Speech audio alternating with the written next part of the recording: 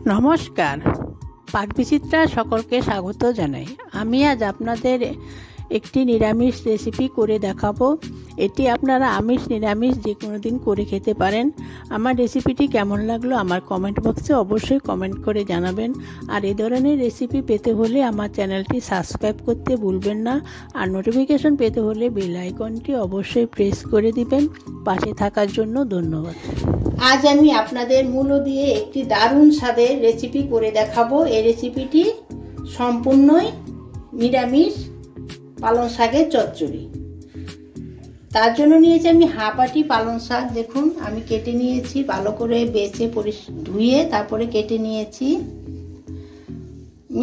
মিষ্টি কুমড়ো নিয়েছি কিছু, একটা ছোট সাইজের আলু লম্বা করে কেটে নিয়েছি, মিষ্টি কুমড়াটাও লম্বা সরু করে কেটে নিয়েছি, হাফ মূলো নিয়েছি লম্বা সরু করে কেটে নিয়েছি, বেগুন নিয়েছি হাফ এরকম ডুমো করে কেটে নিয়েছি, 3টা সিম নিয়েছি মাঝখানে কেটে নিয়েছি। এখানে 1 টেবিল চামচ সর্ষে আমি শিলে বেটে নিয়েছি, হলুদ নিয়েছি, নুন নিয়েছি, চিনি নিয়েছি, 2টো কাঁচা লঙ্কা মাঝখানে কেটে নিয়েছি, ফোড়নের জন্য 5 ফোড়ন, 2টো শুকনো লঙ্কা নিয়েছি, 7টা বড়ি নিয়েছি। আমি বড়ি ভেজে নেব, তার জন্য কড়াইতে তেল দিয়ে আমি গরম করে নিয়েছি। এখন আমি বড়িটা ভেজে নেব।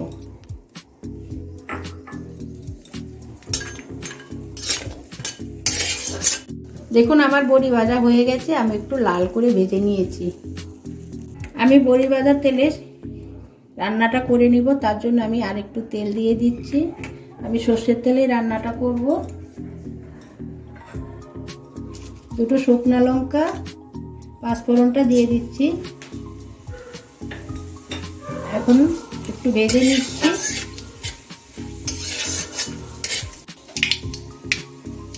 দেখুন আমার ফোড়নটা ভাজা হয়ে গেছে। এখন আমি এক এক করে সবজিগুলো দিয়ে দিচ্ছি। মিষ্টি কুমড়ো, আলু, সিম, মূলা, বেগুন।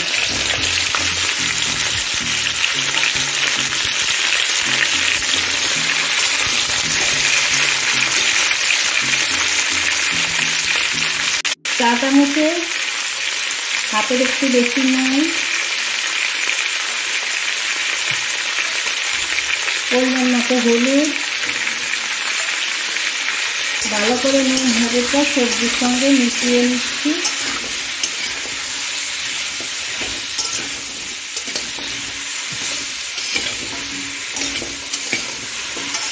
এখন আমি সবজিটা 3 থেকে 4 মিনিট এভাবে ঢাকা দিয়ে সিদ্ধ করে নেব। দেখুন আমার 3 মিনিট হয়ে গেছে। এখন আমি শাকগুলো দিয়ে দিচ্ছি। আমি রান্না কোনো জল ব্যবহার করব না, শাকের যে জল বেরোবে সেটার থেকে আমি রান্না করব। কাঁচা লঙ্কা দিয়ে দিচ্ছি।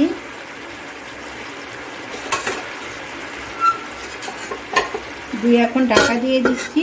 ঢাকা দিয়ে আমি 5 মিনিট এভাবে রান্না করে নেব। দেখুন আমার 5 মিনিট হয়ে গেছে। আমার সবজির থেকে দেখুন জল বেরিয়েছে। আমার সবজিটা মোটামুটি সিদ্ধ হয়ে এসেছে। আমি আরো 2 মিনিট এভাবে রান্না করে নেব ঢাকা দিয়ে। দেখুন আমার রান্নাটা প্রায় হয়ে এসেছে।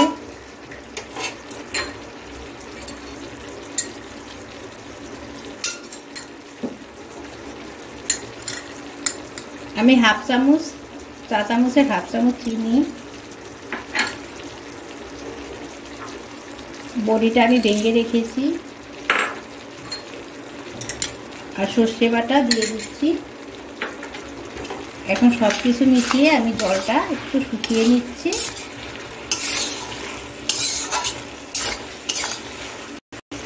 দেখুন আমার রান্নাটা হয়ে গেছে। আমি যেভাবে রান্নাটা করলাম এটা আপনারা আমিষ নিরামিষ যে কোনো দিন রান্না করে খেতে পারেন। আর এখানে জাল, নুন আর মিষ্টি আপনাদের স্বাদ অনুযায়ী দেবেন। আমি এখন রান্নাটা নামিয়ে নিচ্ছি, গ্যাসটা বন্ধ করে দিচ্ছি।